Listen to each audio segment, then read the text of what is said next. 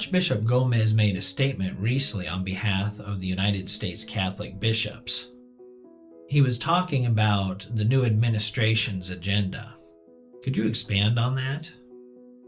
Yes, in fact, I wrote a letter of support, or a message of support tweet. I tweeted out a message of support because it's a beautiful letter, and if you haven't read it, I think people should read it, because it basically, there's three components to it.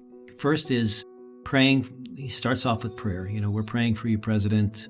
You're our president, and so we pray for you, and it's part of our our response to anybody who's elected president, because it's not an easy job, and so we are going to pray for you.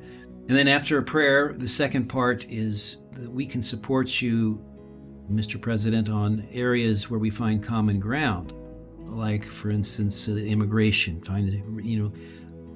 Full immigration reform. There's still never been fixed. And we still have a big problem. And reaching out to the poor, for example, those who are in poverty, and to try to find ways to help the poor. Healthcare is very important to us. We are very invested in healthcare, hospitals, Catholic hospitals across the country. So Archbishop Gomez says, we'll support you on those, and we'll try to work together to find solutions to these problems.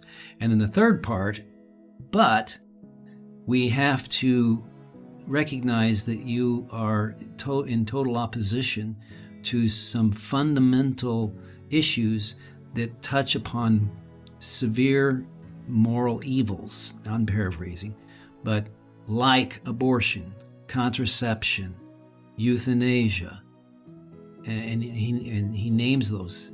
With regard to these issues, we as the bishops of the United States are diametrically opposed to your positions, your known positions, your voting record with regard to these issues.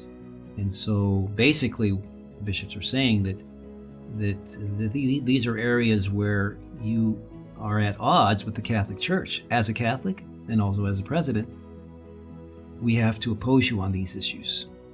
Now, I'm paraphrasing it, but that's basically what he says at the end. So it's a beautiful letter where he both supports him, offers prayers, and then says, but these are issues that we're going to be opposing you on. This interview was an excerpt from the February Pro-Life podcast, which is sponsored by Lincoln Right to Life and Nebraska Right to Life. We ask that you subscribe to our YouTube channel, where the entire interview with Bishop Conley will be published in mid-February. And we also ask that you continue to pray for our pro-life leaders. They help to guide us in protecting life from conception to natural death.